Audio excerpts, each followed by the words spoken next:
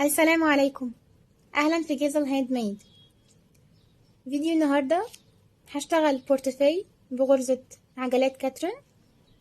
البورتفاي ممكن يتعمل باي مقاس تحبوه.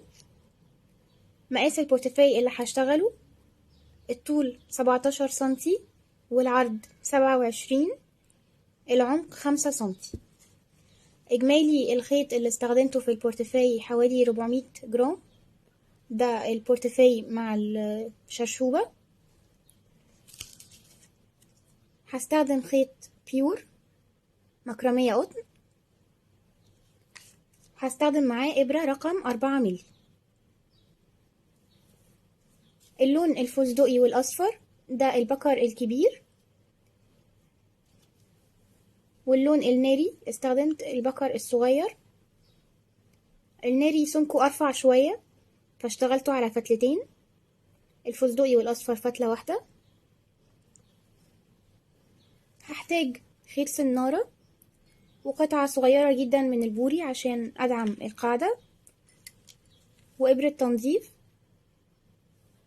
هحتاج علامات وحلقة سهلة الفتح عشان أشبك الشرشوبة في الشنطة. قبل ما أعمل عقدة البداية هسيب من الخيط حوالي 130 سنتي، وبعدين هعمل 34 سلسلة أو عدد سلاسل من مضاعفات رقم 8 زائد 2.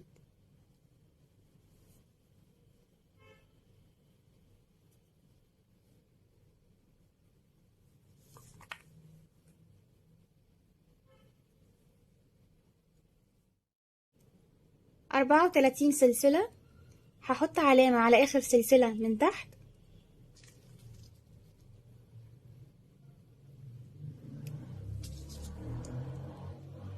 بعدين هشتغل غرز حشو في كل السلاسل لحد ما أوصل لآخر سلسلة.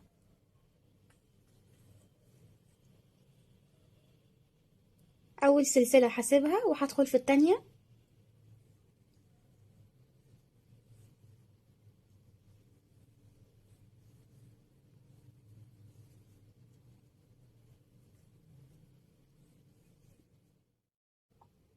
وصلت لآخر سلسلة هعمل فيها 4 غرز حشو.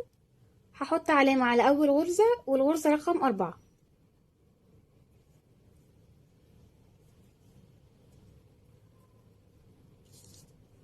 دي أول غرزة.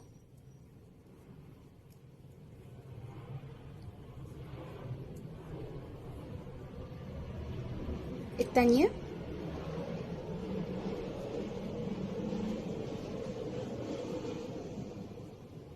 الغرزة رقم 3.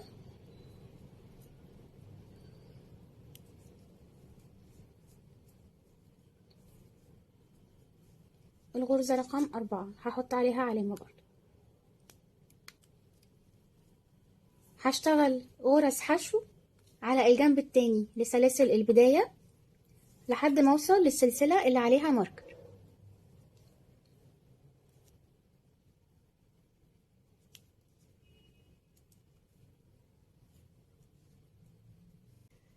وصلت للسلسلة اللي عليها علامة، هعمل فيها 4 غرز حشو. هحط علامة على أول غرزة وعلى آخر غرزة.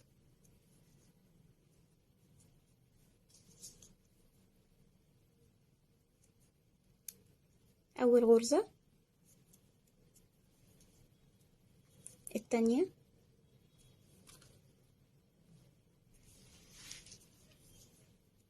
تلاتة،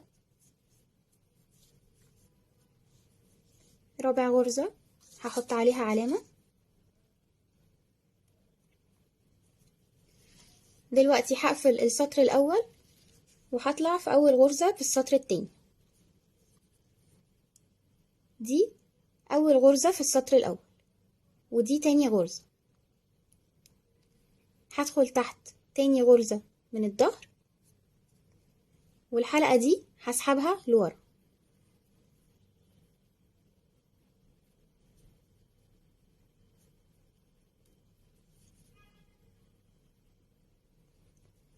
هرجع تاني أدخل الإبرة تحت الحلقة اللي لسه سحباها، وبعدين جوه الحلقة هشد الخيط،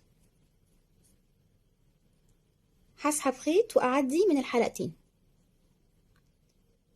وأعمل سلسلة كده. طلعت أول غرزة في السطر التاني. دلوقتي هشتغل غرز حشو، مش هدخل في نفس الغرزة اللي طلعت بيها، هدخل في الغرزة اللي بعدها وهعمل غرز حشو لحد ما اوصل للماركر.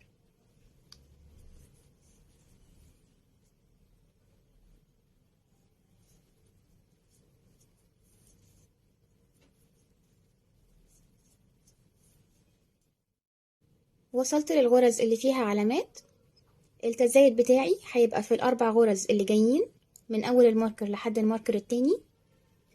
السطر التاني هعمل تزايد في كل الغرز، كل غرزة من الأربعة اللي جايين هعمل فيها غرزتين حشو، وهحط علامة على أول غرزة أشتغلها وعلى آخر غرزة أشتغلها.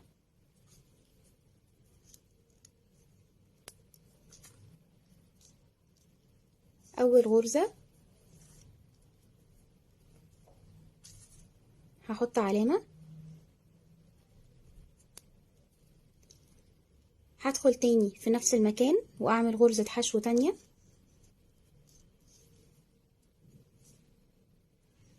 الغرزة اللي بعدها هعمل غرزتين حشو، واللي بعدها نفس الكلام.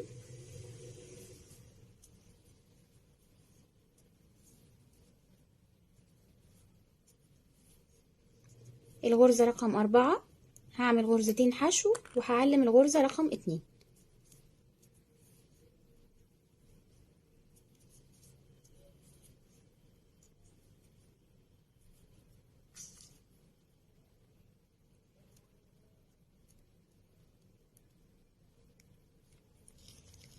هشتغل غرز حشو على السطر كله لحد ما اوصل للجزء اللي فيه علامات، وهكرر نفس اللي عملته في الجزء الأول.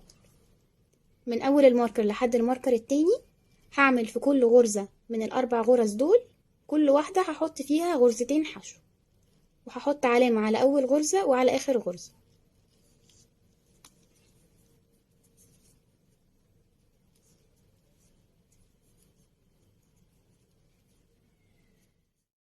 هقفل السطر التاني، وأي سطر هشتغله بغرز الحشو هقفله بنفس الطريقة، سواء كان في القاعدة أو في جسم البورتفاي. دي أول غرزة في السطر، دي تاني غرزة هدخل تحتها من الظهر، هسحب الحلقة لورا،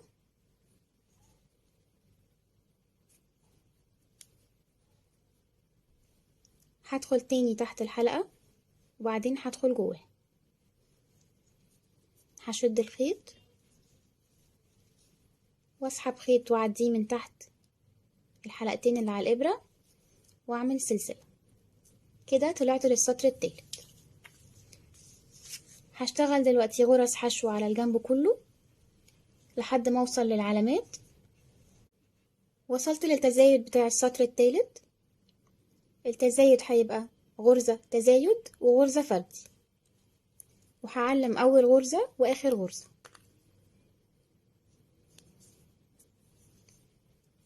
أول غرزة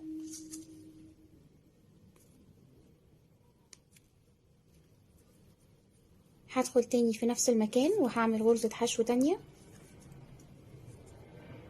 الغرزة اللي بعدها هعمل فيها غرزة حشو واحدة، واللي بعدها هعمل غرزتين حشو.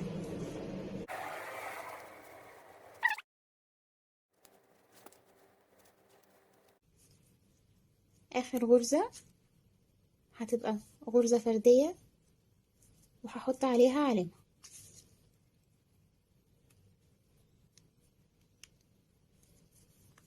دلوقتي هشتغل غرز حشو على الجنب كله لحد ما اوصل للتزايد، وهكرر هنا نفس اللي عملته في الجنب الأول، وهقفل السطر بنفس الطريقة.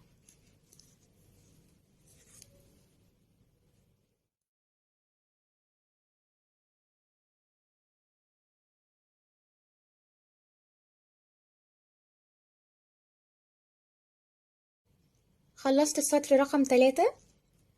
هوقف تزايد القاعدة لحد هنا. مقاس القاعدة دلوقتي بقى 5 سنتي في 27 سنتي. لو حابين تعملوا مقاس أكبر هتكرروا السطر بنفس النمط اللي اشتغلنا عليه. احنا الجنبين من هنا ومن هنا، الجنبين دول عدد الغرز ما بين العلامات مش محسوبة معايا. عدد الغرز ما بين العلامات على الجنبين دول الصح بتاعه ان هو يقبل القسمة على رقم 8.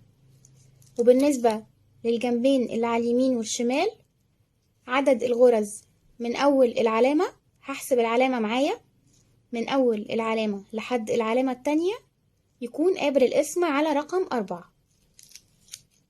دلوقتي هرجع للخيط اللي كنت سايباه في البداية.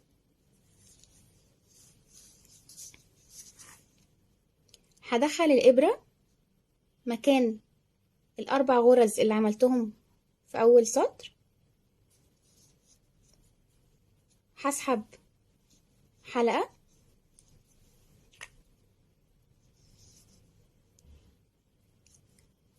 هدخل الإبرة في الغرزة اللي جنبها،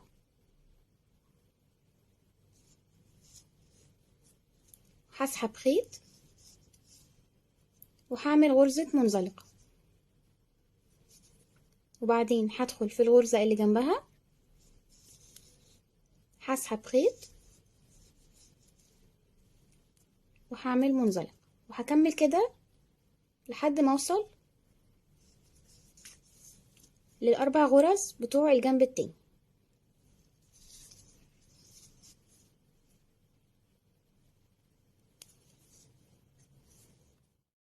عملت منزلقة في كل الغرز لحد ما وصلت لل4 غرز التزايد. هسحب الخيط، هدخل الإبرة من الظهر مكان ال4 غرز وهسحب الخيط ده لورا. كده خلصت القاعدة. الخطوة اللي جاية هقص قطعة من البوري ده، هسويه عشان أدعم القاعدة. هخيطهم في بعض بإبرة الكنفا مع خيط الصياد، وبعدين هطلع بجسم الشنطة. هبتدي في جسم البورتفاي، هعمل 3 سطور من غرز الحشو وهقفل كل سطر بنفس الطريقة اللي استخدمتها قبل كده.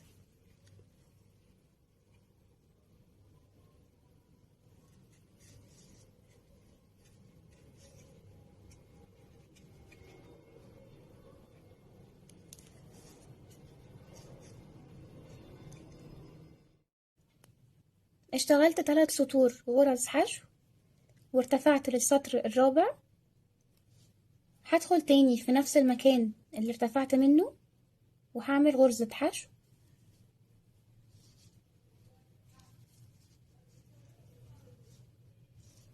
هعد بعد الحشو 1 2 3. هدخل في الغرزة رقم 4 وهعمل 7 غرز عمود بلفة.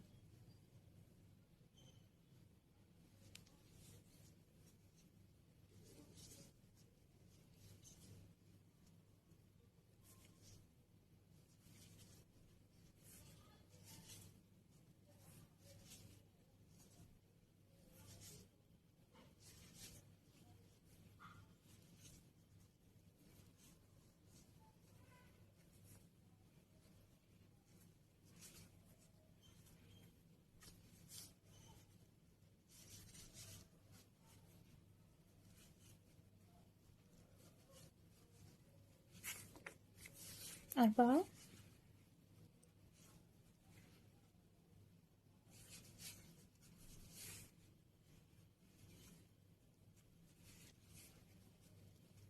العمود الخامس،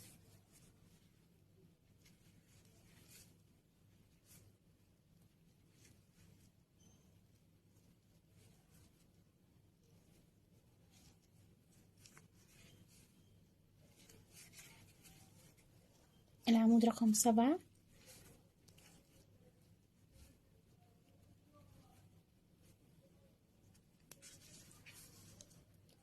عملت 7 عمود بلفة في نفس الغرزة. بعدها هعد غرزة 2 3 وفي الرابعة هعمل حشو. وخلوا بالكم من الغرزة اللي بعد الصدفة على طول ما بتكونش ظاهرة كويس. 1 2 3 هدخل في الرابعة وهعمل غرزة حشو. بعد الحشو هعد 1 2 3 هدخل في الرابعة وهعمل 7 عمود بلفة وهكرر لآخر السطر. هعمل حشو، هسيب بعديه 3 غرز فاضيين. في الرابعة هعمل 7 غرز عمود بلفة.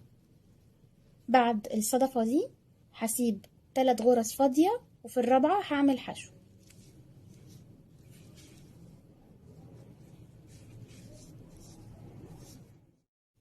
كررت الغرزة لحد آخر السطر. دلوقتي هدخل في أول غرزة حشو اشتغلتها وهعمل غرزة منزلقة. هقص الخيط وهقفل الشغل بالخيط ده. السطر الخامس هدخل لون جديد. هاجي في أي صدفة اشتغلتها هعد عمود 2 3 هدخل في العمود التالت وهدخل لون جديد.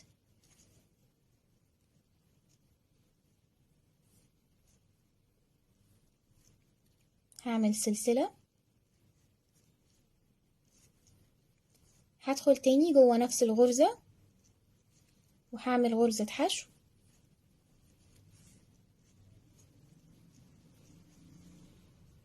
واللي بعدها حشو واللي بعدها حشو.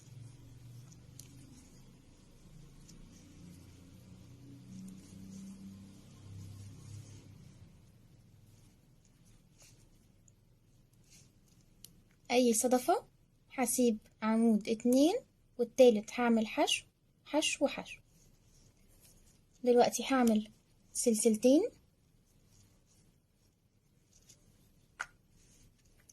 الخطوة اللي جاية هعمل تناقص ل7 غرز عمود بلفة. أول عمود هشتغله هعمله في نفس المكان مع آخر غرزة حشو اشتغلتها. آخر حشو اشتغلته هعمل غرزة عمود بس مش هكملها، وفي اللي بعدها نفس الكلام غرزة عمود ومش هكملها.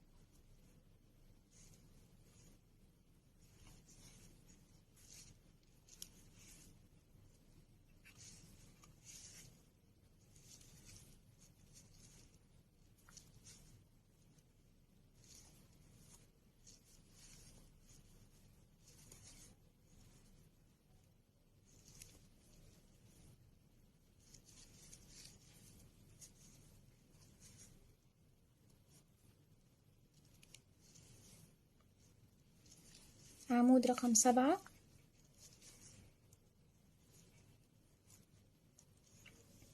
هعد 1 2 3 4 5 6 7 ومعايا على الإبرة 8 حلقات.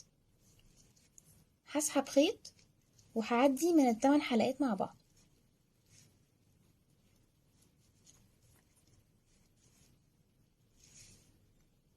وهعمل سلسلتين.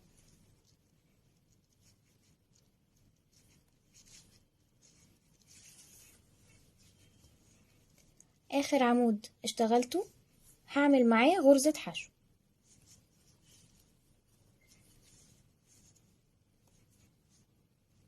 والغرزتين اللي بعده برضو غرز حشو.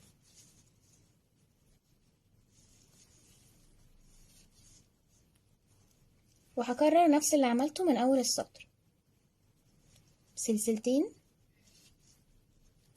تناقص ل7 غرز عمود بلفة. أول عمود هشتغله مع آخر حشو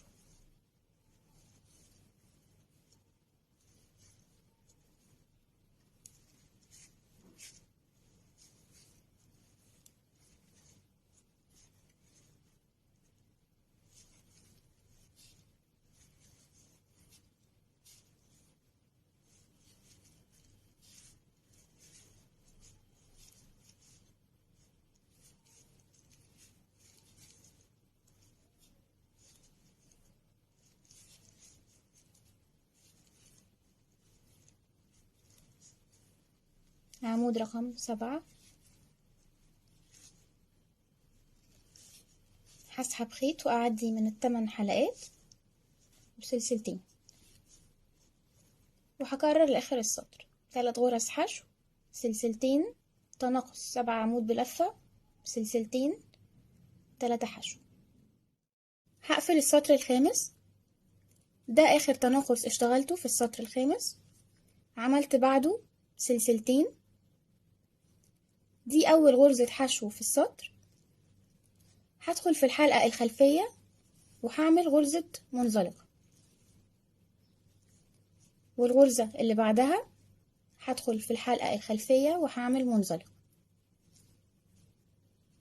هرتفع سلسلة عشان السطر السادس، وهرجع تاني أدخل جوه نفس الغرزة، تاني غرزة حشو، هدخل جوه الحلقتين وهعمل غرزة حشو.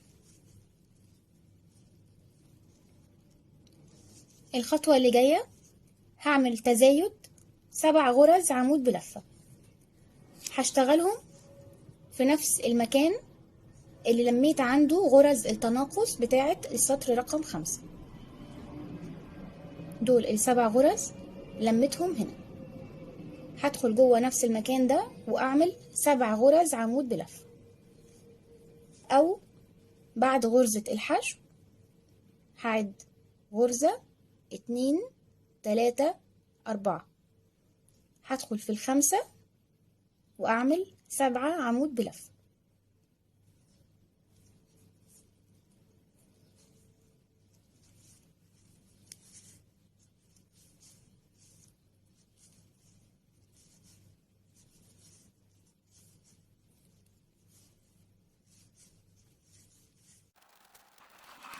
سابع غرزة عمود،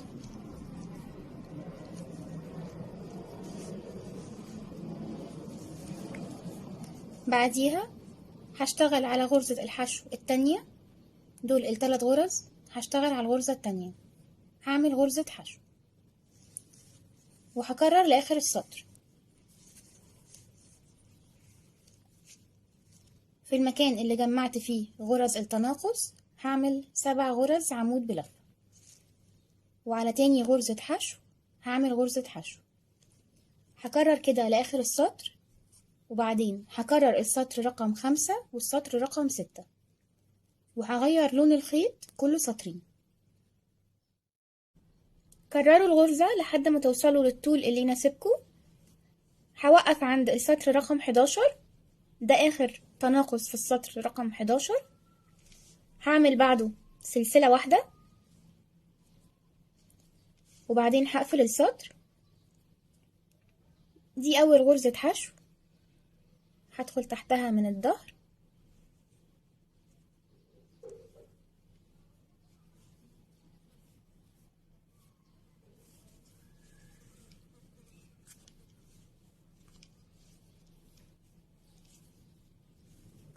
دي أول غرزة في السطر رقم 12.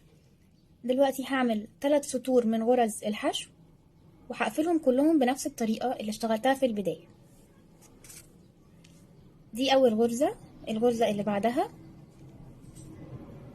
مش هدخل تاني مكان ما ارتفعت، هشتغل في الغرزة اللي بعدها.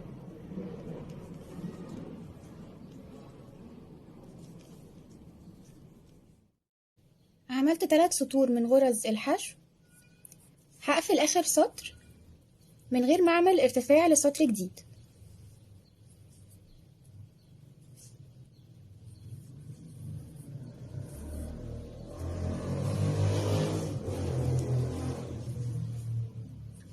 هدخل على طول في الغرزة اللي بعدها وهعمل غرزة منزلقة، وهكمل كده لآخر السطر،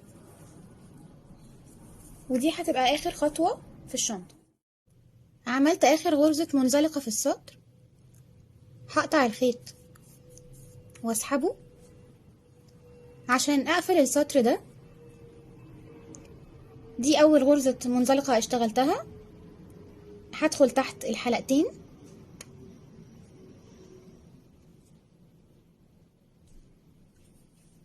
هسحب الخيط ده وأعديه من الحلقتين.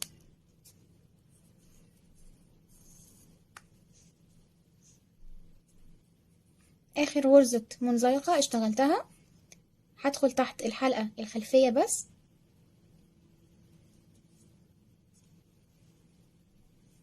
وهسحب الخيط ده لورا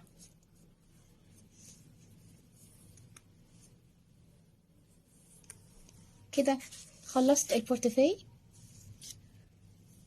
لو في اي مشكلة قابلتكم في تنفيذ البورتفيه او في اي جزئية مش واضحة في الفيديو، سيبولي الاسئلة بتاعتكم في التعليقات وبإذن الله اجاوب عليها. شكرا.